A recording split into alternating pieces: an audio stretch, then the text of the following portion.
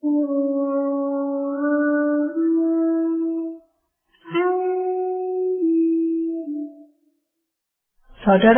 pendengar yang kami kasihi dimanapun Anda berada, Anda kembali bersama kami dalam acara Telaga, Tegur Sapa Gembala Keluarga.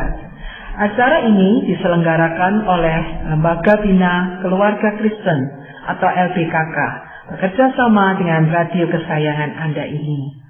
Saya Yosi akan berbincang-bincang dengan Bapak Penginjil Sindunata Kurniawan MK. Beliau adalah seorang pakar dalam bidang konseling keluarga. Dan perbincangan kami kali ini tentang kepribadian antisosial. Kami percaya acara ini pasti bermanfaat bagi kita sekalian. Dan dari studio kami mengucapkan selamat mengikuti. Pak Sindu, kalau kita bicara tentang kepribadian antisosial, sepertinya masih belum terlalu sering kita dengar. Silakan Pak, apa yang ingin Bapak sampaikan? Benar Bu Yosi, istilah ini belum terlalu familiar, akrab di telinga kita atau waktu kita membacanya, tapi mungkin beberapa kita pun sudah pernah mengenal istilah ini. Jadi kepribadian antisosial itu dengan kata dasarnya sosial. Ya. Dari kata sosial artinya berelasi dengan orang lain, maka muncul istilah prososial, asosial, antisosial. Prososial artinya berpihak kepada relasi dengan orang lain. Prososial itu artinya orang yang prososial adalah orang yang suka menolong. Perilaku prososial perilaku yang baik, yang memperhatikan dan menolong orang lain. Sementara asosial, A itu tidak. Jadi orang asosial, kepribadian asosial artinya orang yang tidak nyaman untuk berrelasi dengan orang lain, ya, berrelasi dengan orang lain. Jadi kalaupun ngomong, dia mungkin lebih suka tidak tatap mata, merasa canggung, sibuk untuk bertatap mata, dekat, bergaul dengan orang lain. Dan ini pernah kita bahas tentang jenis kepribadian yang lain ya, yang suka menarik diri. Nah, itu suka menghindar ya Pak. Suka menghindar. Nah itu asosial. Sementara yang terakhir ini yang kita bahas di saat ini adalah antisosial. Kalau kata anti bagi Ibu Yosi kesannya apa? Konotasinya kata anti itu identik dengan apa? Tidak suka. Tidak suka. Melawan ya. Tepat. Jadi melawan. Ya. Jadi melawan sosial, melawan masyarakat, melawan orang lain. Ya. Jadi memang kepribadian antisosial ini adalah sebuah pola yang tumbuh dari masa kecil karena melihat perilaku kekerasan atau bahkan mengalami, dan kemudian pada usia 15 tahun sudah mulai menunjukkan pola yang mendarah daging, di mana orang tersebut tidak menghormati orang lain, bahkan melanggar hak-hak orang lain. Ini gambaran umumnya. Dan ini memang sangat terkait dengan kejahatan, kriminalitas yang terjadi di sekitar kita. Yang dia lakukan ya Pak ya? Iya. Oke. Jadi kan memang kalau kita mengamati ada berbagai situasi kriminalitas di Indonesia dan di dunia yang menggemparkan. Karena sang pelaku kriminal itu ternyata punya pengalaman tindak kriminalitas yang begitu banyak.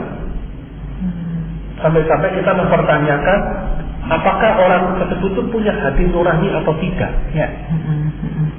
Karena sepertinya kok tega banget gitu ya Pak ya, dengan tindak kriminal yang begitu banyak yang dia lakukan begitu ya. Betul. Dan ternyata itu karena dia mempunyai gangguan kepribadian antisosial ya Pak. Benar. Nah, menarik sekali. Silakan Pak, diteruskan lagi. Jadi memang seperti salah satu pembunuhan berantai yang terkenal di dunia tahun 74 sampai tahun 1978, ada seorang bernama Ted Bundy.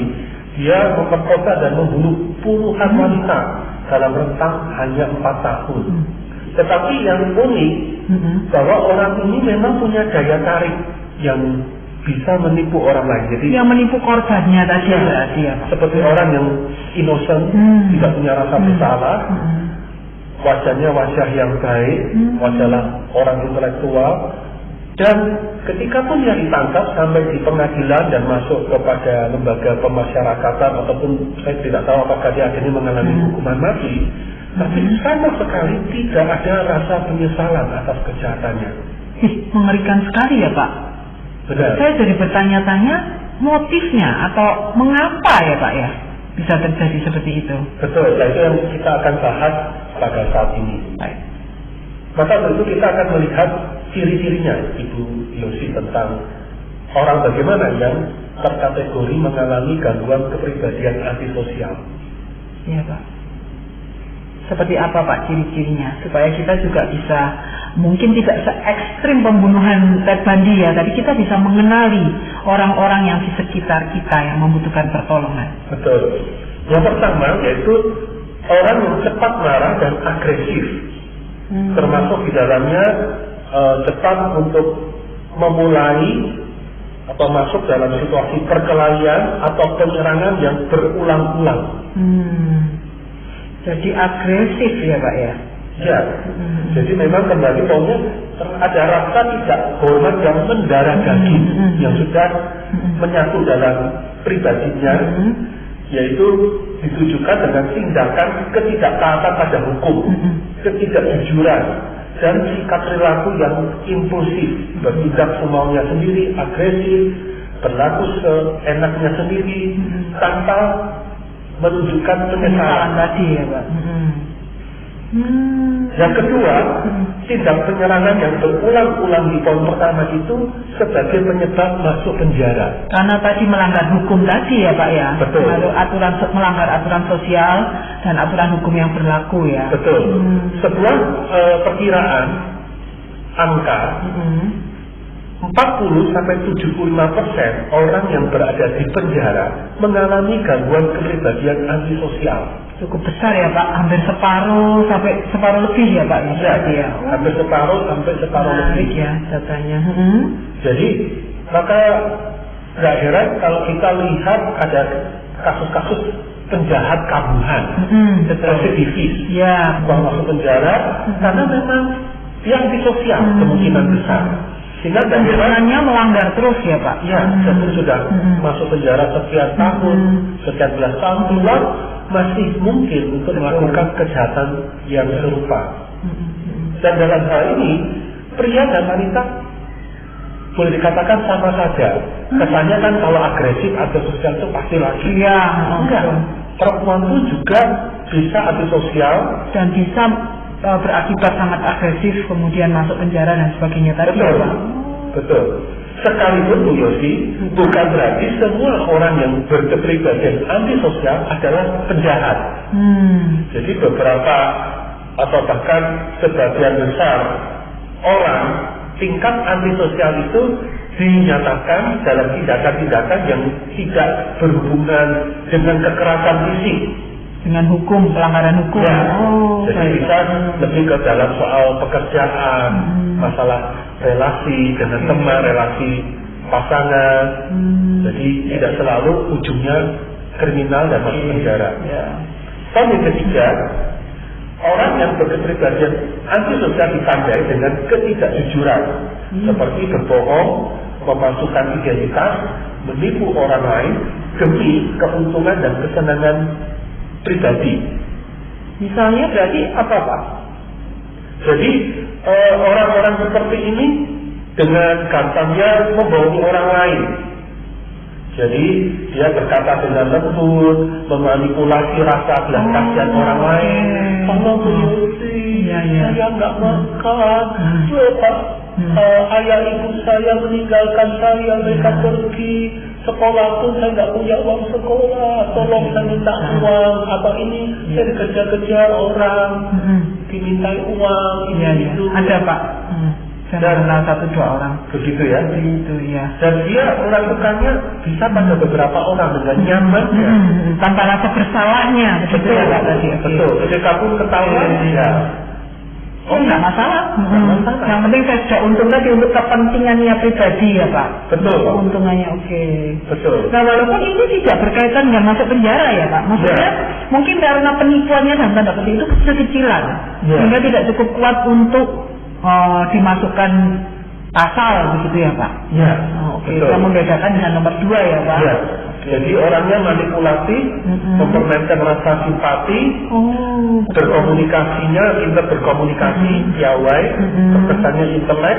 Bahkan beberapa orang pria dan wanita ini bisa memang punya penampilan yang menarik, cantik, tampan, kelihatan oke sebetulnya ya Pak. Betul, ya? punya rasa penghargaan diri yang besar, kesannya pede aja lagi. Oke. Ih, mengerikan ya Pak ya? Ya. Yang keempat, orang yang berkepribadian antisosial itu ditandai dengan sifat impulsif dan gagal membuat rencana masa depan. Seperti apa Pak maksudnya ya? Jadi impulsif ini artinya bertindak spontan berdasarkan dorongan hati sesaat dengan tanpa pertimbangan.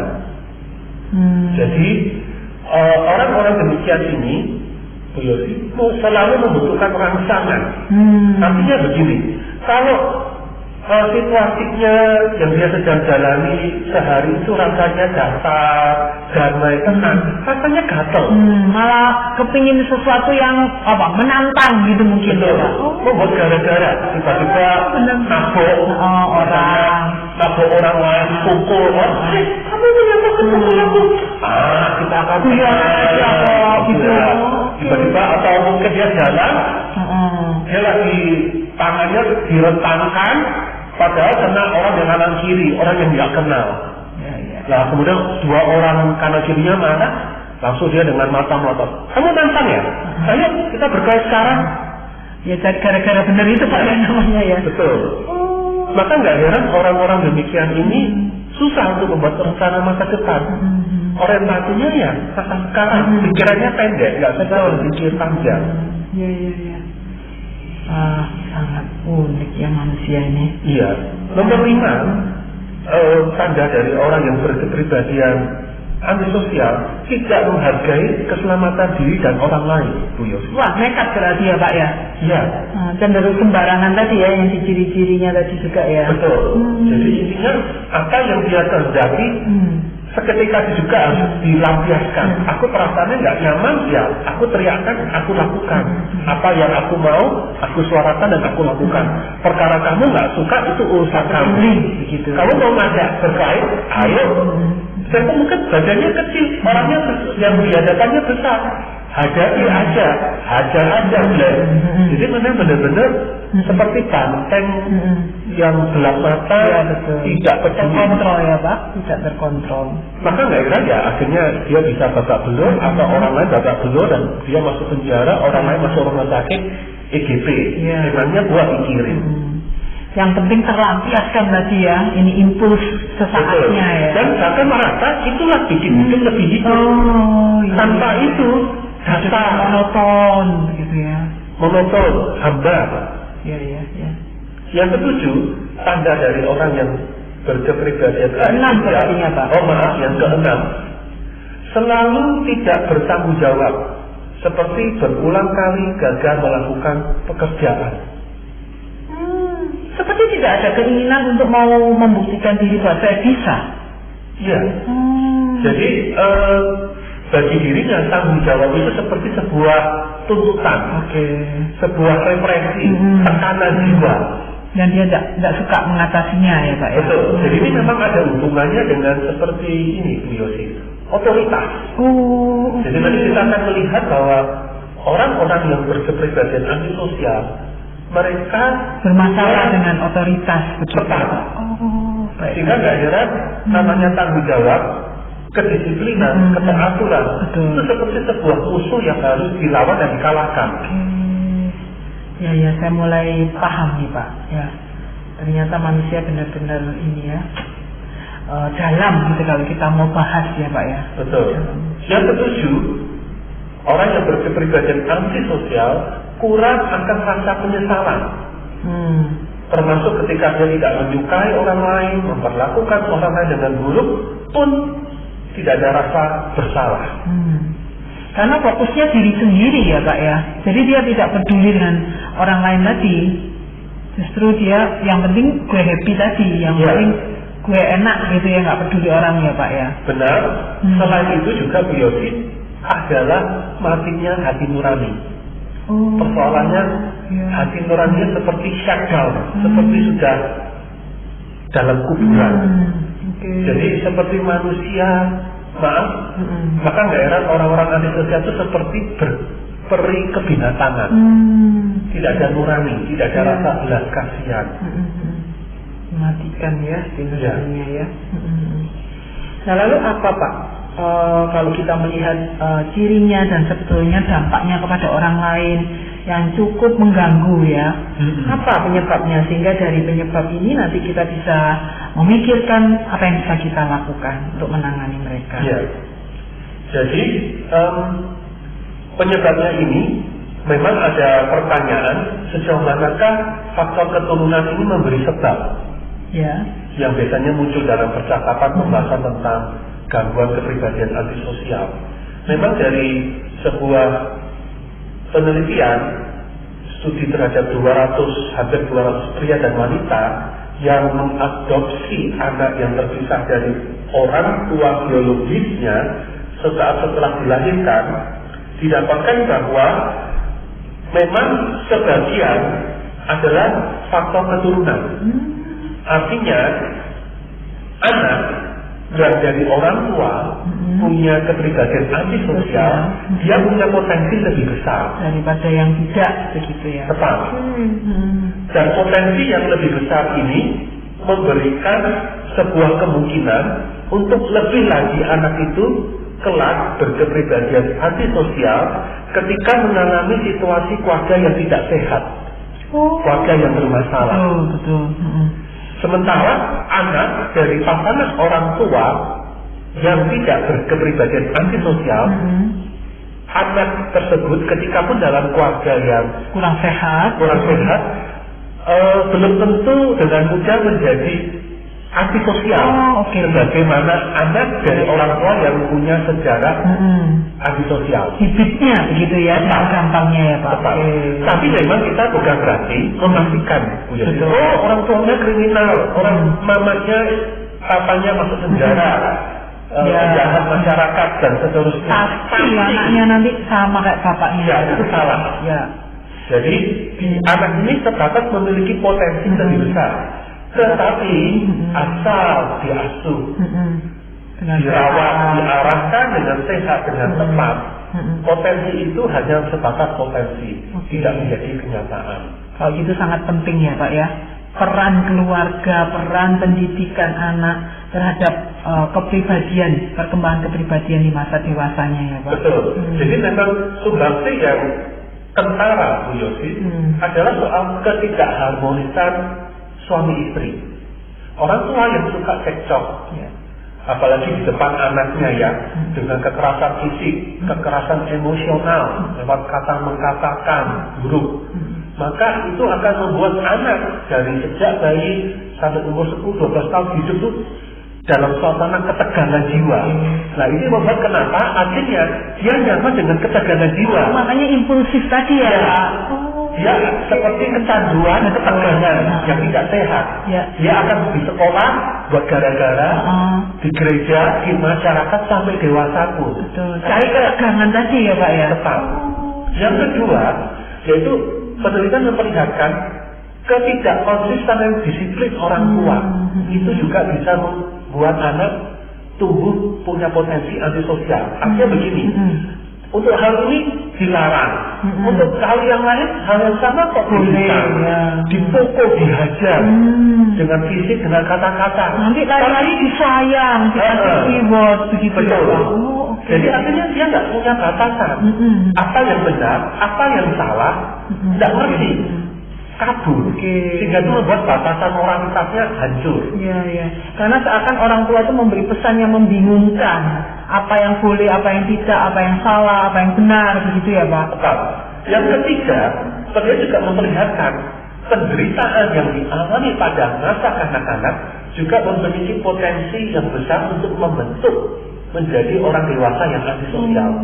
Karena dipukul, dihajari dengan fisik, secara kata-kata harga diri dihancurkan, mental, akhirnya dia menjadi bisa jadi betul, aku harus kuat, matikan perasaan, aku harus belajar kungfu, bela diri, pencak, karate, Dia orientasinya Aku harus berani melawan. berani. Ya, oke. Dia akan menjadi seperti orang yang berdarah dingin, matikan perasaan fisik yang lain, kekuatan fisik itu yang utama.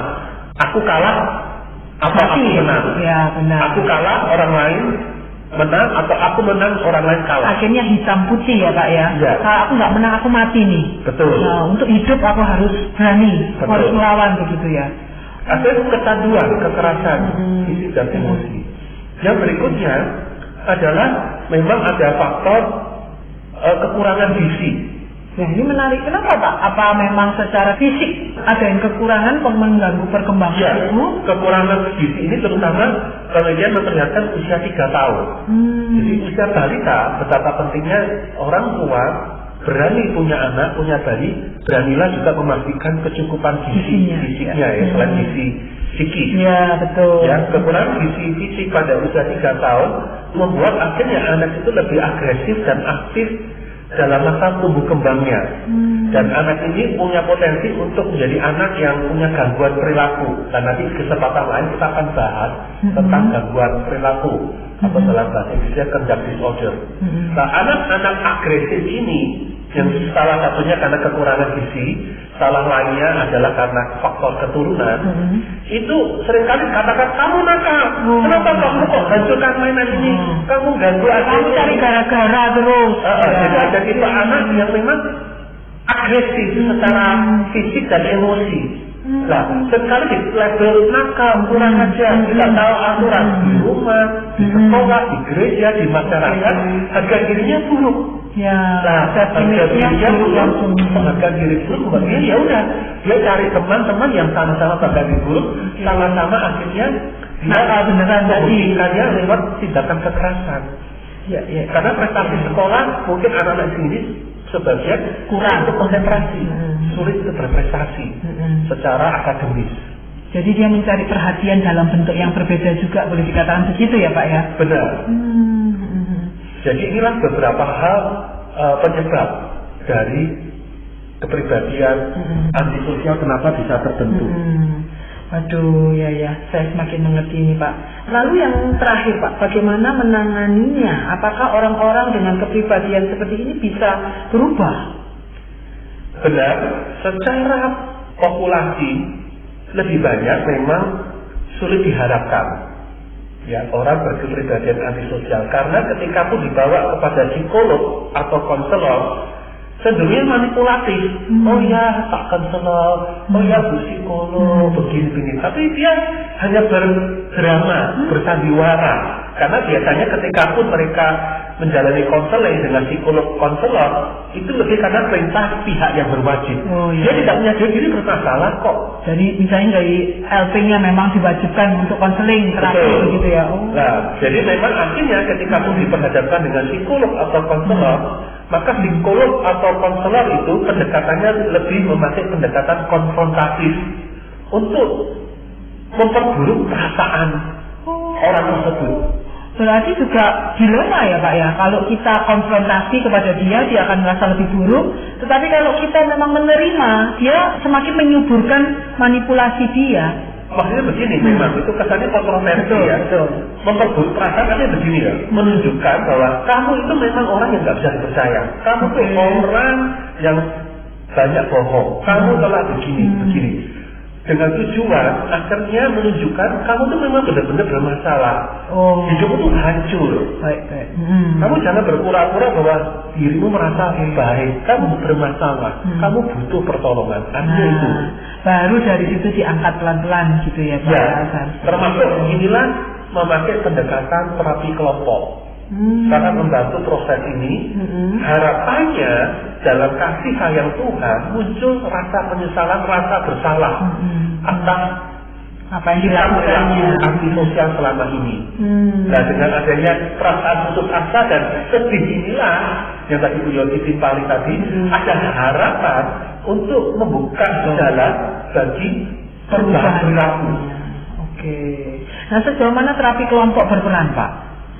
Terapi kelompok berperan, jadi kan lewat kata orang-orang sekitarnya ya. Kamu bermasalah loh, kamu tuh orang yang banyak bohong. Hidup itu tidak seindah yang kamu kira. Kalau kamu tetap bertahan dengan istilah. Kalau yang ngomong hanya terapis atau psikolog atau konselor yang satu orang ini kan itu kan pendapatmu saja, ya, pendapat pribadimu saja. Tetapi kalau yang ngomong 3, 4 nyari seluruh anggota kelompok, wow, itu akan menguatkan gitu ya, Pak. Betul, itulah kekuatan kelompok. Oke.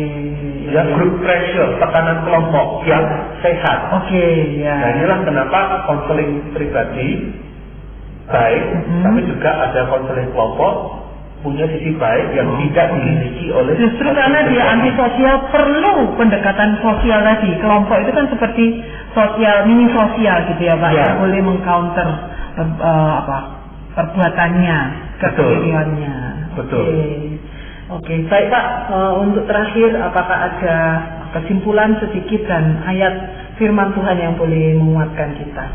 Saya bacakan dari Amsal 16 ayat 29 dan 32.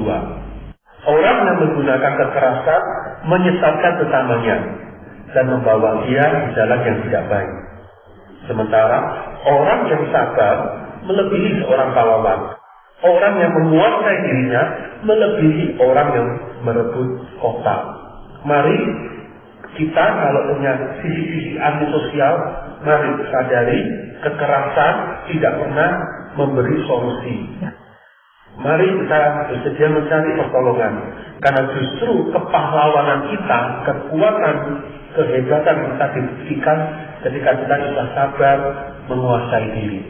Demikian juga mari para orang tua untuk mendidik anak dalam kesabaran, mendidik dalam penguasaan diri. Ya. Tuhan memberkati. Amin. Terima kasih banyak Pak Sindu untuk penjelasannya yang pasti memberi pencerahan kepada kita sekalian. Para pendengar sekalian, terima kasih Anda telah mengikuti perbincangan kami dengan Bapak Penginjil Sindunata Kurniawan MK dalam acara Telaga Tegur Sapa Gembala Keluarga. Kami baru saja berbincang-bincang tentang kepribadian antisosial. Bagi Anda yang berminat untuk mengetahui lebih lanjut mengenai acara ini, silakan menghubungi kami lewat surat. Alamatkan surat Anda ke Lembaga Bina Keluarga Kristen atau LBKK, Jalan Cimanuk nomor 56 Malang. Atau Anda juga dapat mengirimkan email ke telaga@telaga.org. Kami juga mengundang Anda mengunjungi situs kami di www.telaga.org. Saran-saran, pertanyaan, serta tanggapan Anda sangat berarti bagi kami. Akhirnya dari studio kami mengucapkan terima kasih atas perhatian Anda dan sampai jumpa dalam acara Telaga yang akan datang.